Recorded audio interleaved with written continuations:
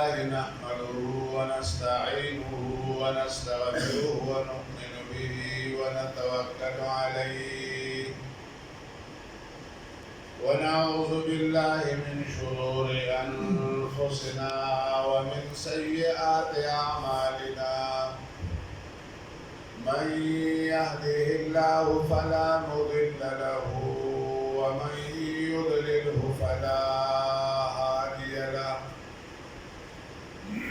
ونشهد أن لا إله إلا الله وحده لا شريك له ونشهد أن محمدا عبده ورسوله أما بعد فأعوذ بالله من الشيطان الرجيم بسم الله الرحمن الرحيم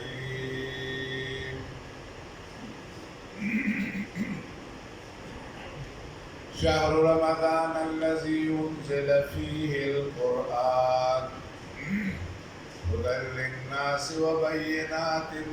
من الهدى والفرقان وقال الله تبارك وتعالى إنا أنزلناه في ليلة القدر وما أدراك ما ليلة القدر ليلة القدر خير من 1000 شهر صدق الله العظيم وقال رسول الله صلى الله عليه وسلم من تمسك بسنتي عند فساد أمتي فله أجر 100 شهيد أو كما قال عليه الصلاة والسلام إن الله وملائكته يصلون على النبي يا أيها الذين آمنوا صلوا عليه وسلموا تسليما اللهم صل على سيدنا محمد النبي الأمي وعلى آله وعترته بعدد كل معلوم لك دير دا حمد و دا ثنا او د الله رب العزت د شکریه مقام دی چې موږ او تاسو الله رب العزت د خپل کور ته راوستو الله رب العزت به موږ او تاسو د کلام عظیم دیر سپاره ختم وکړو تراویح را باندې وکړي او بیا یې موږ او تاسو خپل خبرو ته په د خپل کور کې کینولیو نو په دې باندې د الله رب العزت شکر ادا کول پکار دی دا د الله رب العزت احسان دی کرم دی او مهرباني دی زما محترم ورونو زمونږ او ستاسو په دې کې هیڅ کمال نشته دا د الله رب العزت د طرف نه محض مهرباني ده او احسان دی او بیا الله تبارک وتعالی موږ او تاسو ته د خپل ځان نه او د خپل تن نه حافظان صاحبان راکړي دي او د کوره چې کوم دی نو زمونږ میوه ده په دې باندې ډېر زیات حمد او ثنا او شکر ایستل پکار د مشرانو ته به یادي زمونږ په دې علاقه کې تقریبا په قاسم کې یو افیجي صاحب او تاسو به کله کله ختم د راوسته مشرانو زمونږ لږ لږ یاد شي او هغه سره به هم که نمبر میلاو نه شو نو بیا به چې کوم دی نو ختم هغه به ونه شو الحمدلله زمونږ جومات کې دلته ستاسو جومات کې ټولو جوماتونو کې الحمدلله د قرآن عظیم ختم مبارک چې کوم دی نو هغه وشو او دا زمونږ د ټولې علاقې او د کلي او د محلې لپاره د الله رب العزت مهرباني دي نو په دې باندې شکر ایستل پکار زما محترمو څنګه چې تاسو ته معلومه ده چې نن موږ او تاسو ناست یو د قرآن عظیم د ختم په خوشحالۍ کې ناست نو زه به تاسو ته د قرآن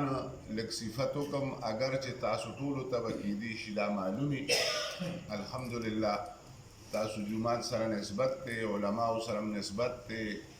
کتابونه چې کوم دی نو ګورئ او دغه شان ډېر معلومات لرئ. زما محترمو، الله تبارک و تعالی د خپل کلام عظیم په لوح محفوظ کې چې کوم دی نو ریکارډ کړی. د لوح محفوظ مطلب دا دی چې دا د الله رب العزت هغه دفتر دی چې دې ته هیڅ یو مخلوق چې کوم دی نو هغه تلی نشي، تر دې حده پورې چې جبرائیل امین علیه السلام دا هم چې کوم دی نو هلته نشي تلی. الله رب العزت بیا د خپل کلام په بیت العزت کې چې آسمانی دنیا دا او فرشتي ورته تلی شي، هلته الله رب العزت دفتن واحدتن په یو وارې د فرشتو په یو ډېر لوی پروټوکول کې بیت العزت ته نازل کړو چې کله دنیا ته نازله او د هغې نه مخکې. بیا الله رب العزت جبرائیل امین علیه السلام ته امر وکړو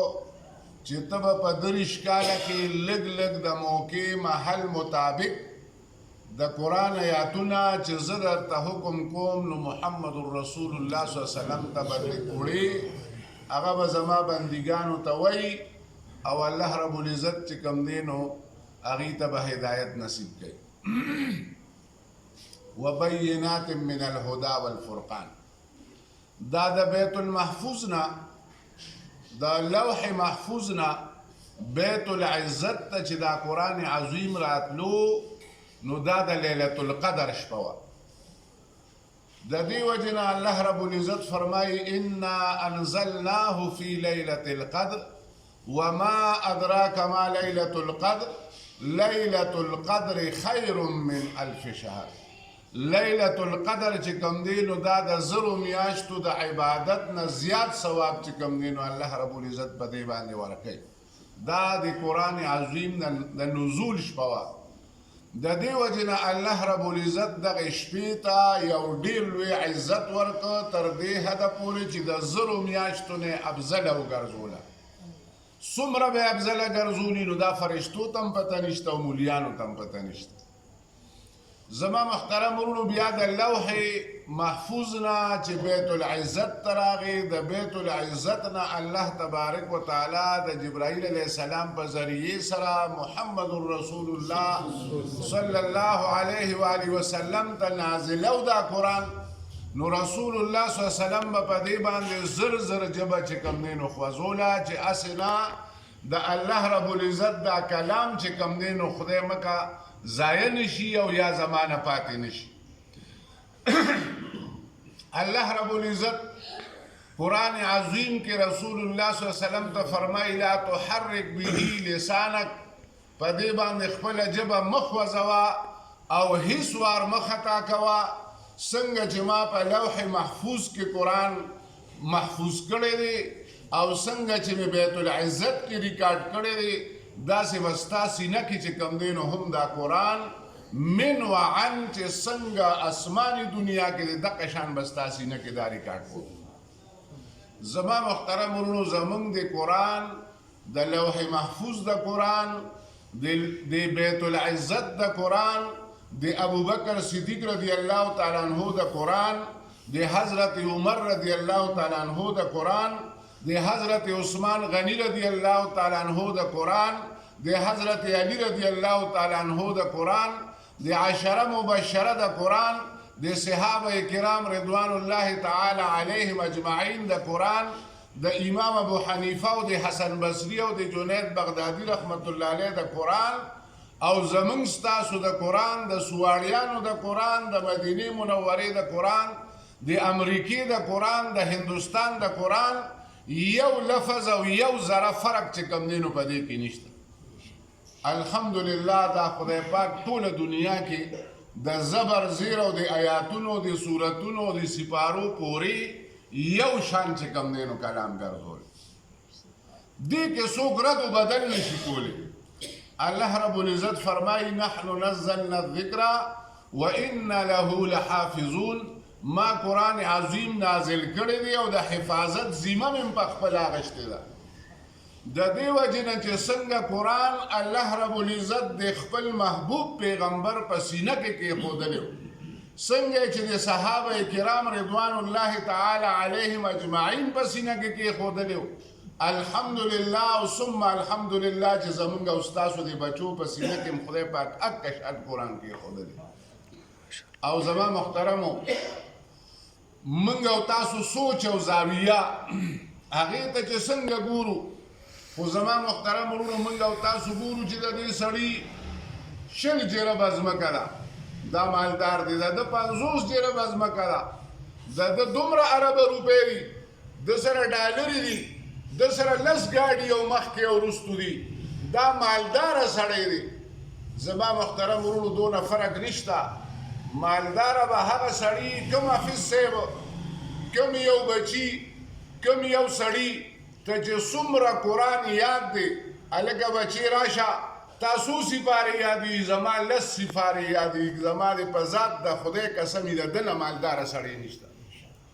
20 ګاډي ځي او که مخکې 50 ګاډي ځي، اکه عمره روټۍ چې خدای پاک څومره مقرر کړی دا ټول خلک خوري. دا مالداري چې کوم دی نو زما محترم ورونو موږ او تاسو ته دا پام په نظر باندې راځي. زما محترم ورونو د قرآن عظیم هغه مالداري او سرمایه چې د لوح محفوظ نه راکوزه شوې ده، الله رب العزت د فرشتو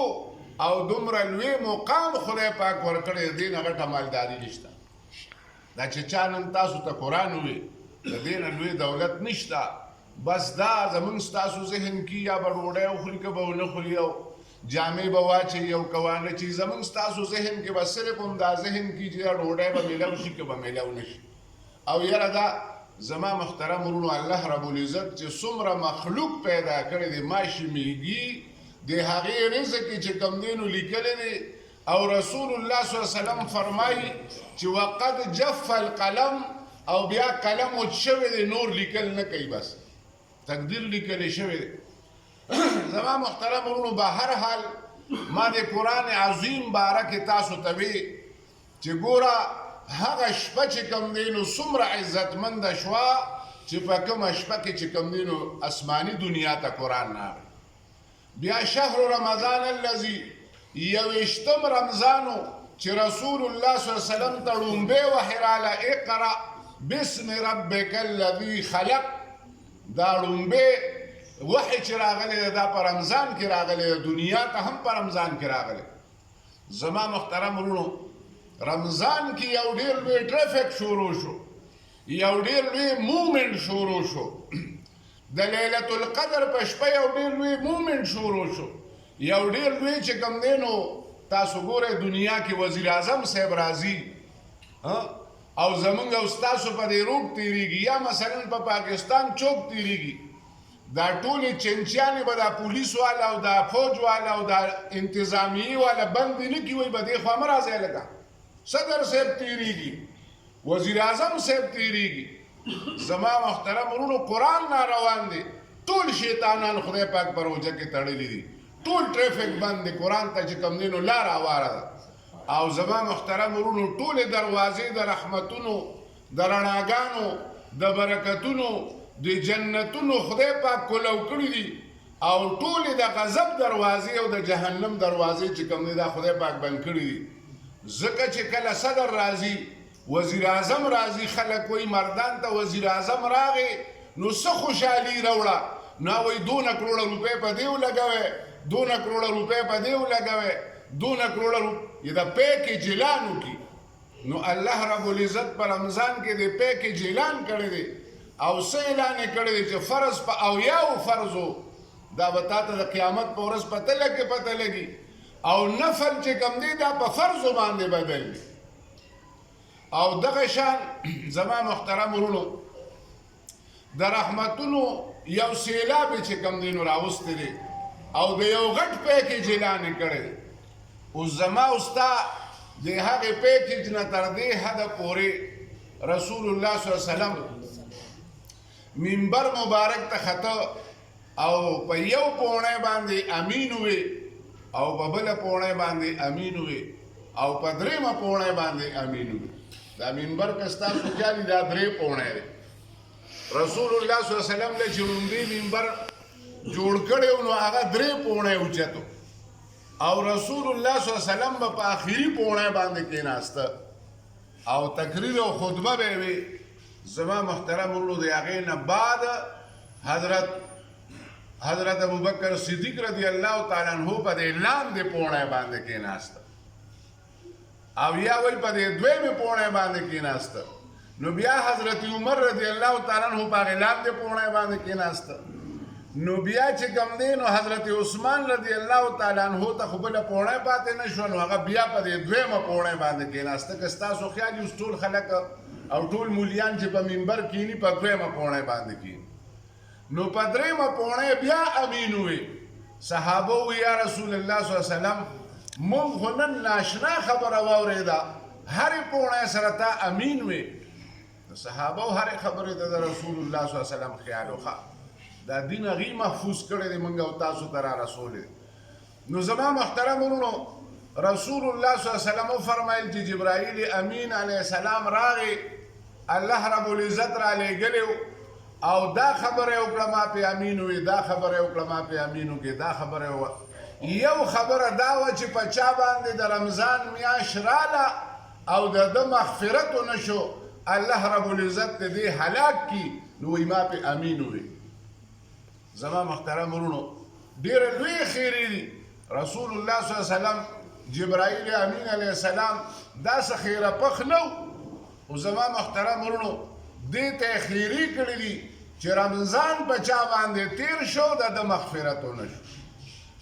خو علماو لیکلي دي چې دې کې د خلکو څه کار دی مغفرت خو د الله رب العزت په لاسو کې دی. نو بیا وایي نه وایي په رمضان المبارک کې الله رب العزت دا رحمت داسې عام دی دا توبه قبلېدل او مغفرت داسې عام دی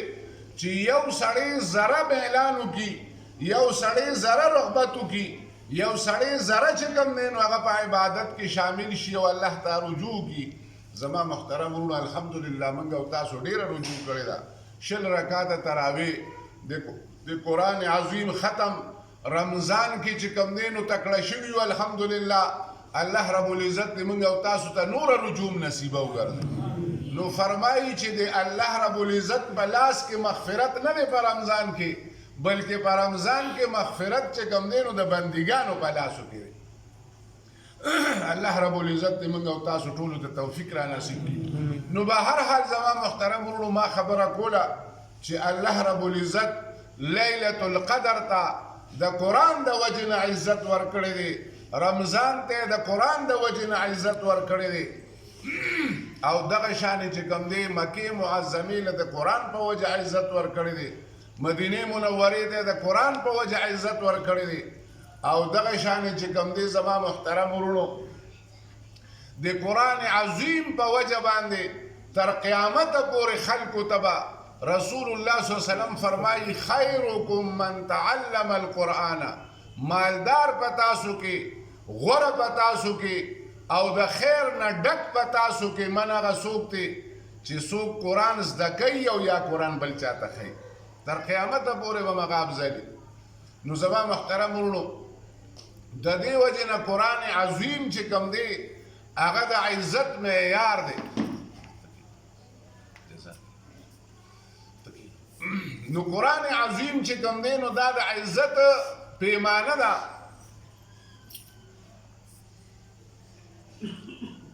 زما محترم ورونو قرآن عظیم په وجه رسول الله صلی الله علیه وسلم فرمایي چې قومونه خدای پاک چې کوم دی نو اوچتوي او یا قومونه چې کوم دی نو خدای پاک غورځوي. د دې وجې نه قرآن الله رب العزت دې موږ او تاسو ټولو ته د قرآن رڼا نصیب کړي. دا عزم او اراده وکړئ څنګه چې تاسو دلته په درس کې شریکیږئ الحمدلله د قرآن په زده کړه کې شریکیږئ بچی چې کوم دی نو هغه قرآن چې کوم دی نو هغه وایي الله رب العزت دې موږ او تاسو ته نور هم توفیق راکړي. نو قرآن عظیم چې کوم دی نو هغه پرېښودل پکار نه دي هغه چې کوم دی نو کلک رانیول پکار دي. زما محترم ورونو د حافظ پلار ته به دنیا کې هم خدای پاک قرآن سره عزت تړلی دی، په دنیا کې هم خدای پاک اطمینان او خوشحالي په قرآن سره تړلی ده. تاسو تجربه وکړئ د سارې قرآن وایئ یا یو آیت باندې ځان پوهوئ. زما محترم الله رب العزت دې موږ او تاسو ټول له توفیق راکړي. زمونږ کابرینو ډېر ښکلي تفسیرونه لیکلي، تفسیر عثماني، معارف القرآن، دا چې کوم دی نو تاسو لږ غوندې په هغې ځان پوهوئ. تاسو ګورئ چې زندګۍ کې څومره خوند او خوشحالي چې کوم دی هغه پکې راځي. دا ځکه زمونږ او ستاسو په انفرادي زندګۍ کې اطمینان نشته، ځکه زمونږ او ستاسو په اجتماعي زندګۍ کې اطمینان نشته چې هغې کې د قرآن هغه درجه او هغه حصه هغه شامله نه ده چې کومه پکار ده. دغه شان په آخرت کې د قیامت په ورځ به خدای پاک د حافظ پلار ته داسې تاج په سروي چې د هغې د یوې ملغلرې رڼا به هغه د انور د رڼا نه چې کوم دی نو به زیاته. تاسو سوچ وکړئ د قیامت په ورځ په دومره لویه ورځ باندې دومره د پریشانۍ په ورځ باندې به تاسو ګورئ د حافظانو پلار ته خدای پاک د بادشاهانو په شان عزت ورکړي. د سوري خبره نه او نه چې کوم دی نو گویا د طلب خبره چاته چې خدای تاج په سروي هغه ته خدای پاک چې کوم دی نو ډېر عزت هغې سره تړلی.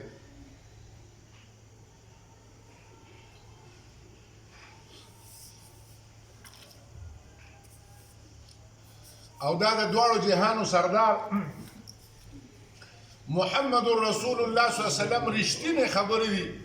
او په سند سره چې کوم دی نو موږ او تاسو ته را رسېدلي دي. زما محترم ورونو، الله تبارک وتعالی د قرآن چې کوم دی نو برکات دې کې څه شک نشته او ډېر لوی اوږده خبره زه نه کومه. الله رب العزت انسانانو ته د محمد رسول الله صلی الله علیه وسلم په ذریعې سره او علماو لیکلي دي چې قرآن د قرآن پوهې دپاره د قرآن نه پوهې چې کوم دی نو دا ضروري ده چې قرآن چې کوم دی نو دلته څه وایي بل آیات کې څه وایي بل آیات کې څه وایي دا ټول چې کوم دی نو یو د یو تشریح کوي بله د بل تشریح کوي. او بیا د هغې نه بعد چې نه پوهېږي د محمد رسول الله صلی الله علیه وسلم ټول حدیث چې کوم دی نو دا د قرآن رڼا کې تشریح ده او د قرآن وضاحت دی، دا د خدای وضاحت دی چې خدای منشا څه ده. الله رب العزت چې چاته نبوت ورکوي هغه ته د روحانیت هغه مرتبه ورکوي چې هغه په بره روحاني لحاظ سره خدای سره ټچ دی او کنیکشن دی، هغې کې غلطي نه راځي. او لاندې درجه کې انسانانو سره ټچ دی. د دې وجې نه خدای پاک انسانان پیغمبران رالیږلي چې د هغې سره خلک عادتي د چا د ترور زوی، د چا د ماما زوی، د چا کلیوال، هر سړی د هغه په خبره پوهېږي. زه چې کومې خبرې کوم د هغې نه ډېر تاسو زما په خبره پوهېږئ، ځکه چې زه څه د بل ځای خو نه یم. زما الفاظ او یا مثال اوس که فرشته راشي الله رب العزت وایي که په مخ د ځمکه مې فرشتې اصولې وي نو پیغمبر به مې موله چې کوم دی نو د فرشتو نه رالیږه. خو که انسانانو ته فرشته راولېږم اول به دته ښکاري نه، او کاغه ورته بیا شکل کې راځي چې دی یې وښکاري نو مجسم پکار دی، نو بیا به فرشته بیا د انسان په شکل کې راځي او یا به د ځناور په شکل کې راځي او یا به د چا په شکل کې راځي. نو زما محترم ورونو، او بیا انسان عمره کمال په روحانیت کې دا د فرشتو نشته. عام زمونږ او ستاسو د عقایدو مسله ده، د عامو مؤمنانو مسلمانانو درجه د عامو فرشتو د درجې نه اوچته ده، او د اولیاو درجه په فرشتو کې د خاصو فرشتو نه اوچته ده، او د پیغمبرانو درجه د مقربو فرشتو نه زیاته اوچته درجه ده. انسان ته خدای پاک آدم علیه السلام ته خدای پاک وعلم آدم الاسماء كلها ثم عرضهم على الملائکه، بیا الله رب العزت آدم علیه السلام ته وایي ما علم ورکړ او بیا مې فرشتو ته او دې ټولو ته مخامخ کېښود او د هغې نه مې تپوس کو آدم علیه السلام چې کوم دی نو د یو عظیمې فلسفې او علمي انداز کې په هغې باندې بحث کو، ځکه پیغمبر ته خدای ډېر علم ورکړي. او بیا د آدم علیه السلام نه په جینس کې د هغه ټولو بچو ته چې کم علم راغلی دونه علم خدای پاک آدم علیه السلام ته یوازې ورکړی. فرشتو چې د آدم علیه السلام مجلس واورید نو حیرانې شوې او سبحانک لا علم لنا الا ما علمتنا، یا الله موږ ته خو هغه علم دی چې تا موږ ته کوم راکړی، نور خو موږ ته نشته، موږ د دې نه څه خبرو. فرشتو یو اعتراض به ووایو، یو اعتراض غونډې کړی، الله رب العزت د هغې مخې ته زموږ نیکه بابا آدم علیه السلام کېنو او د هغه نه تپوسونه وکړه او هغه فرشتو ته چې کوم دی نو هغه خبرې وکړې. زما محترم ورونو، دغه شان د انبیاو مرتبه د مقربو فرشتو نه چې کوم دی نو دا زیاته اوچته ده او هغې په روحانیت او په عبادت او د خدای په منشا د خدای په کلام من و عند فرشتو نه زیات عالمان دي. نو د دې وجې نه زما محترم ورونو بیا ذهن کې دا خبره راولې چې رسول الله صلی الله علیه وسلم سره کوم نږدې خلک پاتې شوي، دا زمونږ او ستاسو د کتابونو د عقایدو مسله ده چې تمامه دنیا د حسن بصري رحمت الله علیه او د جنید بغدادي رحمت الله علیه په شان د بزرګانو نه ډکه شي، د یو کمې درجې صحابي مرتبې ته نشي رسېدی، د یو کمې درجې د صحابي مرتبې ته نشي رسېدی. او دا زما محترم ورونو امام اهل سنت د حدیثو یو ډېر لوی امام عبدالله ابن مبارک رحمت الله علیه درس ته ناستو، یو سړي ته تپوس وکړو، وی امیر معاویه رضی الله تعالی عنہ په درجه کې اوچت دی که عمر ابن عبدالعزیز په درجه کې اوچت دی؟ ځکه په هغه وخت کې د ټولو علماو اتفاق و چې عمر ابن عبدالعزیز رحمت الله علیه دا تابعی دی او د ده درجه چې کوم دی نو ډېره اوچته ده او دا د خلفاو راشدینو نه شمار دی. نو دې کې خو څه شک نشته چې دا خلیفه راشد دی او ټولو بزرګانو اولیاو ته پته وه چې عمر ابن عبدالعزیز رحمت الله علیه د ولایت په مرتبه کې ډېره لویه مرتبه کې دی. خو چې کله دا خبره یو سړي تپوس وکړو، یو عالم تپوس وکړو د عبدالله ابن مبارک رحمت الله علیه نه، نو فرمایي چې د عبدالله ابن مبارک رحمت الله علیه مخ مبارک او غوږونه مبارک سره شو او غصه شو او وی زما د خدای په ذات قسمی چې امیر معاویه رضی الله تعالی عنہ د رسول الله صلی الله علیه وسلم په معیت کې د دین کوم سفر کړی دی او داغه د اس په پوزه کې خوره تللی ده، هغې خورې ته عمر ابن عبدالعزیز نشي رسېدی. یعنی د نیمې دنیا نه زیات د دریو براعظمو خلیفه او عمر ابن عبدالعزیز رحمت الله علیه او په هغې ښار کې د ټولو نه لوی امام اهل سنت والجماعت عبدالله ابن مبارک رحمت الله علیه نه د زرګونو په مجمع کې یو سړی تپوس کوي، د هغه په د عبدالله ابن مبارک رحمت الله علیه په درس کې به په زرګونو خلک چې کوم دی نو دا به موجودو، په زرګونو دواتونه به موجودو، په زرګونو کلمونه به موجودو او دلته به چې د بیان وکړو مخکې به هغه ځای سړي لوډ سپیکر نه و، هغه ځای به بل سړي هغه بیان کو، بل عالم او د هغه خصوصي شاګرد هغه ځای به بل بیا د هغې ترجمه او بیان به مخکې کو او هغه په درس کې وفرمایل چې زما د په ذات د خدای قسمي چې د امیر معاویه رضی الله تعالی عنہ د رسول الله صلی الله علیه وسلم په معیت کې کومه خوره د اسپې موته تلې ده نو د هغې مرتبې ته هم عمر ابن عبدالعزیز رحمت الله علیه نه رسي. څونه فرق دی د یو صحابي په منځ کې او د عمر ابن عبدالعزیز رحمت الله علیه د شان په مخ کې په دې کې فاصله څومره ده؟ تاسو د علماو نه چې کوم دی د اهل سنت والجماعت او د متقدمینو علماو یعنی په دې باندې هغه ته غوسه راغله چې ته دا تپوس څنګه کې ته په دې خبره نه پوهېږي چې ته یو صحابي او هغې پسې چې کوم دی نو یو بل لویه هستي دا څنګه کمپیر کې.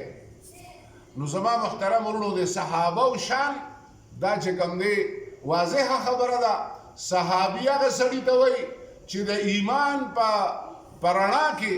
د ایمان په حالت کې رسول الله صلی الله علیه وسلم سره یو لحظه ملو شوي، د هغې یوې لحظې د ملاقات دومره روحاني ترقي ده او دومره فرق دی چې تمامه دنیا چې څه چلم وکړي هغه مرتبې ته نشي رسېدی.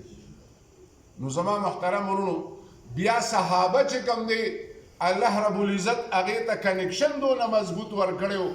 هغې ته یې پویه دومره مضبوطه ورکړې وه اوس هم چې کوم دی داسې بزرګان شته چې هغه پړه لیکه نه دي نیکان خلکو ته خدای رڼا نصیب کوي یو بزرګ وایي زه چې د خدای خبره هغه ته چا وي ته څنګه پوهېږي چې ته ناست یې وایې چې دا ټیک ده او دا نه ده ټیکه هغه وایي زما زه چې څوک عالم خبره کوي نو چې کله د خدای خبره کوي د هغې رڼا وینم چې بل شان ده او چې یو عالم خبره کوي او د محمد رسول الله صلی الله علیه وسلم خبرې کوي د هغې رڼا وینم چې دا بل شان ده او بیا چې د صحابي خبره کوي د هغې رڼا وینم چې دا بل شان ده بیا چې د عام یو بزرګ او د ولی خبره کوي او هغه خبره د رڼا وي نو د هغې رڼا ماته بل شان ښکاري نو زه د خدای د خبرې په رڼا کې د رسول الله د خبرې په رڼا کې د صحابه او د خبرې په رڼا کې د بزرګانو د عالمانو د خبرې په رڼا کې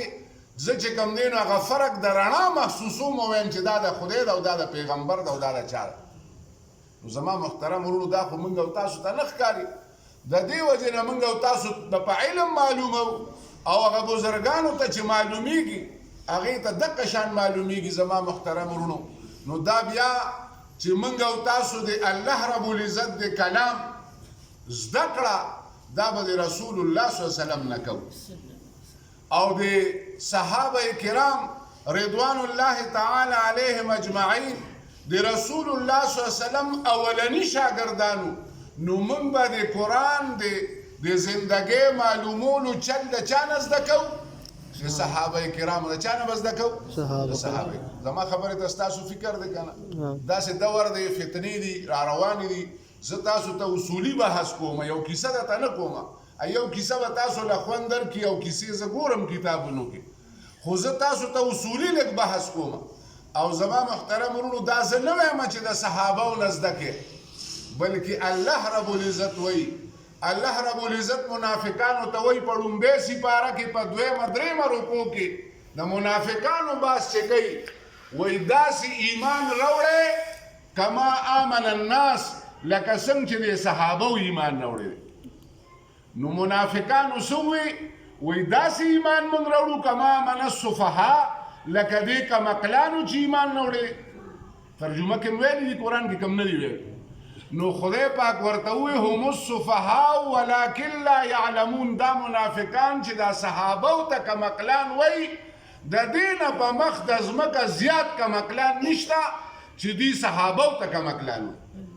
وایي د دې په شان ایمان راوړی هغې وایي کما من السفهاء د دې کمقلانو په شان ایمان راوړو دا کمقل دي دا دوی څنګه ایمان راوړی خدای وایي چې دوی کمقل دي خو دوی پوهېږي نه چې موږ کمقل یو نو څوک کمقل دي چې څوک وایي د صحابهو په شان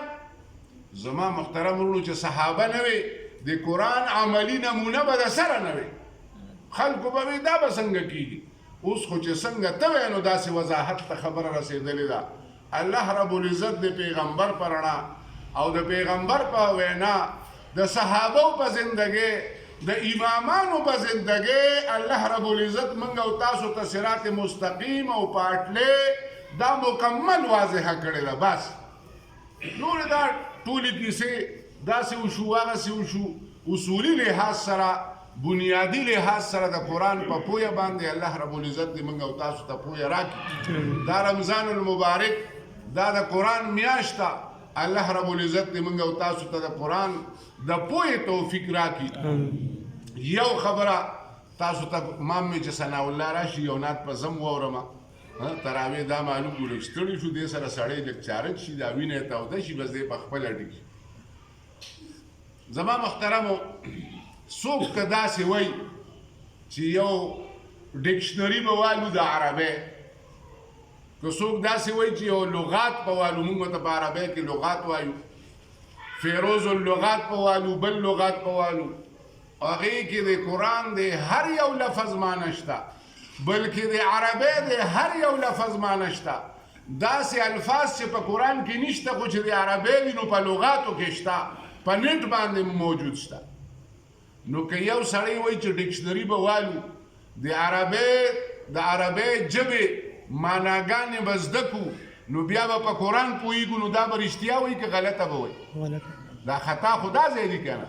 چې د لغت نه چې کوم دی نو معلوموي د لغت نه معلومیږي د قرآن به چې کوم دی نو د صحابو نه معلومیږي قرآن به د حدیثو نه معلومیږي قرآن به د اهل الله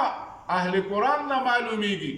زما محترم ورونو الله دا زه نه وایم الله رب العزت نه موږ دعا کوو اهدنا الصراط المستقیم یا الله موږ ته نیغه لاره وښیه صراط الذین انعمت علیهم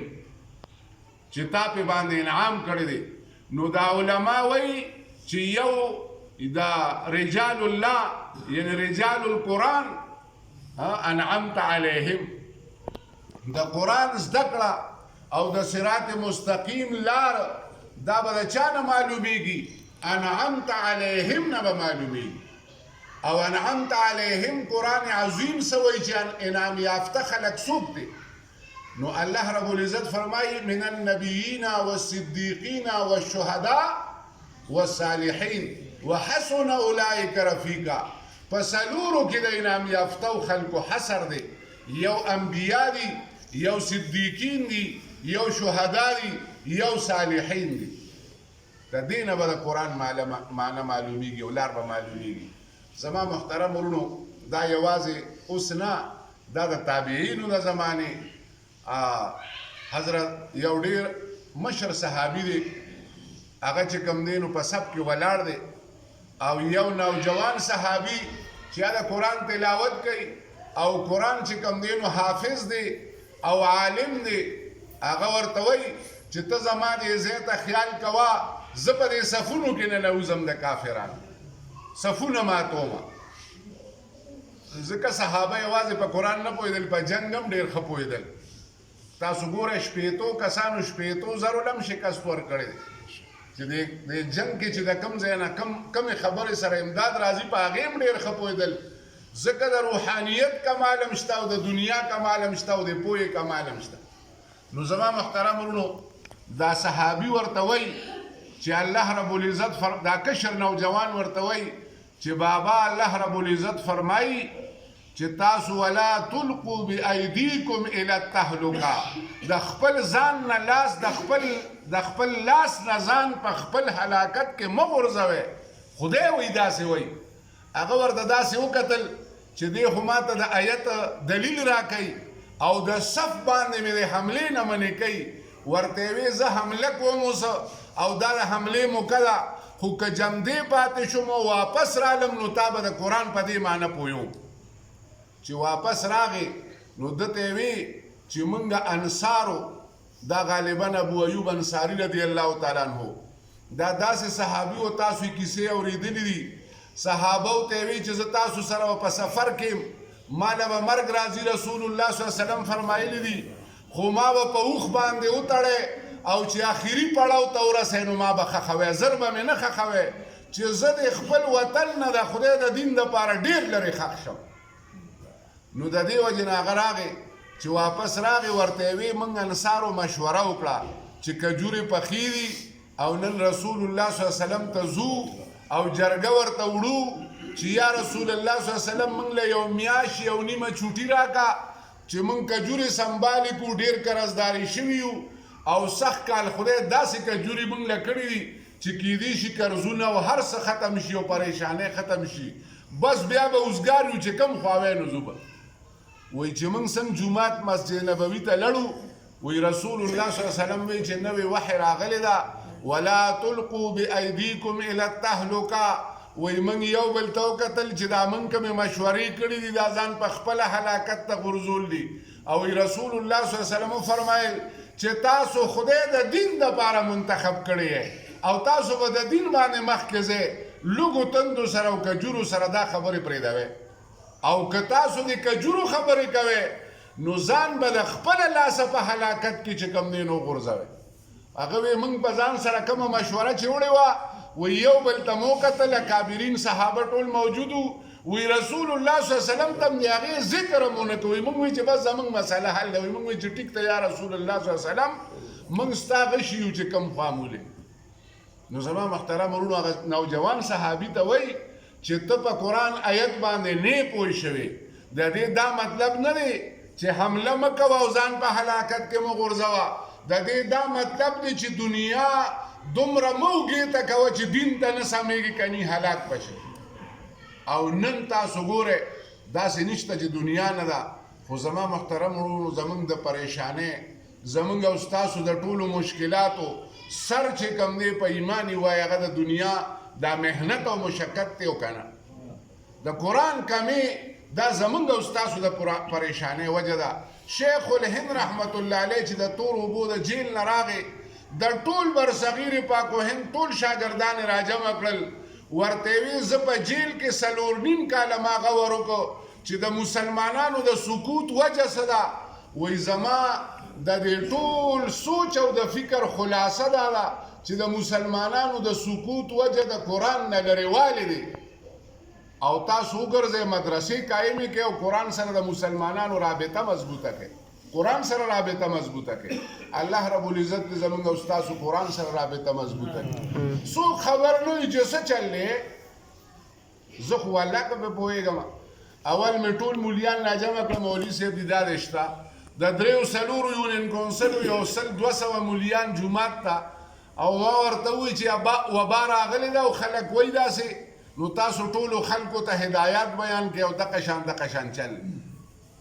اوس چې ورته سوچ کوم یو پکې چېرته د کرونا مریض مو ونلي خو په زور یې اوچت کړي او 80 کسان وله بوځي د کور نه او ستا مور چې کوم دی نو کرونا باندې مړه ده او وایي نه ده مړه وایي هارټ اټیک ورته وشو قسم دی خلک چې څوک ناجوړه وي هغه هسپتال ته نه بوځي نن د یو مولوي صاحب تپوس کتلی وم زما د دورې ملګری جومات کې نو ما ته یې یاره بیمار شوی وم وی دی راته وی چې هسپتال ته ځو نو ما ورته چې ګوره هسپتال ته مې بونه ځئ په ایمان یې ټول تاسو یو خیل نه دا تپوس د یو تن نه دا تپوس وکړئ چې دې څه وایي چې دا کرونا شته او که نه دا په زور ورته ستن وایي او د له مور به مړه کړي وي ګورې مور مه بوځئ نو زه چې د خلکو سره وروستو کېناستم بیا هلته خلکو سره کېناستم نو بس یو تاسو ګورئ څه یو لوبه ده نو څو کسان په مردان کې د کرونا شکار شوي دي 2 د دوی د دعوې مطابق یو په منګا کې یو په مایارو کې شاکر او زما محترمو ټول مردان چې کوم دی لاک ډاون دی بس په ټولو خلکو لوږې تېرېږي کاروبارونه بند دي او بس جامې ورته اچولي دي او مخې سره یې اوچتی دا څه دي زما په خیال خو دا تسلط دی دا کرونا دا ډینګي دا ټول ټیسټونه دي دا په موږ تاسو کېږي هلکه ډینګي د کوم ځای نه راغی وي دا د ټیرونو کې یاره موږ هم نه پوهېږو مولیان ما ته خو هېڅ پته نه زه خو سره ډاکټر نه یم او نه لیبارټري را سره شته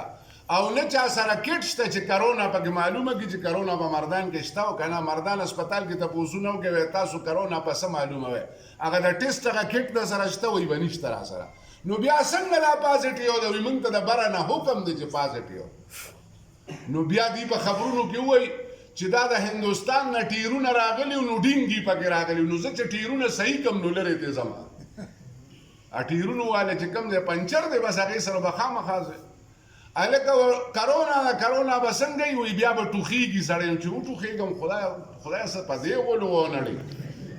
او تبه به م ورسره وي نو زما اوس په دې روژه کې تبه وه خدای پاکه په دې غم ونړو داسې په غم اورېدلي ځکه چې بیا یاره په مرګ خو بس هغه نشته خو دا ټول کور والا به راله بیا بوځي په ایمانه زموږ ملګري دي هغه زه پکې ټوله ورځ کار لرم نو هغې کې هغې مور مړه شوه او د مور نه پسې نن 19مه ورځ ده چې په کرنتینا کې پراته دي وایي په هغه مې پوه نه کړو ښځې سړي یې برتي کړي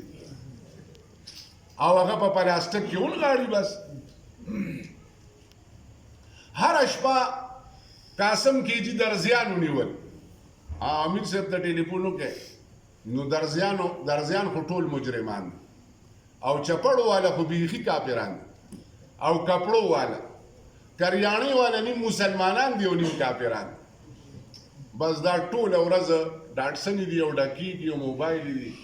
او هغې ته چې ووایو هغې وایي یاره وره موږ څه چلو کړو زموږ دا خوښه ده وایي موږ خو هم لیوني شو او چې د هغې نه مخکې خلکو ته ووایي هغه وایي چې موږ هم پسې دونه پریشر دی چې د هغې نه مخکې خلکو ته ووایي بس زمونږ چې تر کوم ځای پورې وزرې کار کوي د هغه ځای نه مخکې نه چېرته پریشر راځي نور ته زم خبر نه نو زما محترمو الله رب العزت دې موږ او تاسو ټول ګناهونه معاف کړي او قرآن سره د خدای پاک زموږ د دنیا لا پریشانۍ او د آخرت پریشانۍ دا د قرآن سره د دې حل شته او بل هیڅ چا سره د دې حل نشته ځکه چې قرآن خو مطلب ډایرکټ د خدای صفت دی او د الله کلام دی بهرحال ما خبرې ډېرې وکړې ثناء الله چې کوم دی نو هغه تشریف راوړلی دی هغه به لږه نعتخواني وکړي بیا به دعا د خیر کوو او تاسو ټولو ته د ختم مبارک وي دا تراویح چې کوم دی نو الله دې تاسو ته مبارک کړي او دا یاد وساتئ چې کومې اصلي ورځې دا د رمضان دي او بیا خصوصا چې څومره اخرې ته ځي خبره نو ګورې دونه واره پکې ډېره ده څنګه چې تاسو په دې ختم کې داسې اوږد رکعتونه او عبادتونه وکړه داسې هره شپه او الله رب العزت ته وکړي چې د لیلة القدر شپې نه موږ غافله نه شو الله رب العزت زموږ عملنامه کې هغه ولیکي نو انشاءالله بیا به کار چې کوم دی نو ډېر سم شي او فکر کول پکار دی کار سمول پکار دی دا اوس خدای پاک موږ او تاسو له یو موقع چې کوم دی نو هغه راکړې ده په خپل سوچ او په ګوره انسان له خدای عقل ورکړی دی څوک په څه وایي څوک په څه وایي څوک په څه وایي په خپله چې کوم دی نو په هغه ځای باندې کلکې خدای پاک هم وایي منګولې پرې خښې کې عدو او چک پې ولګوئ په خولې او په غاښونو کې کلک راونیسئ او دا هدایت چې کوم دی په دې دا منګولې کلکې خښې کې الله دې موږ تاسو ته توفیق راکړي واخر دعوانا ان الحمد لله رب العالمین او په آخره کې رانه شکریا غالبا پاتې شوه چې تاسو ما ته په دې دونه ښکلې د ختم په شپه باندې او په دې محفل کې دعوت راکړی دی د هغې شکریا ادا کوم بلکې الله رب العزت تاسو له بدلې درکړي واخر دعوانا ان الحمد لله رب العالمین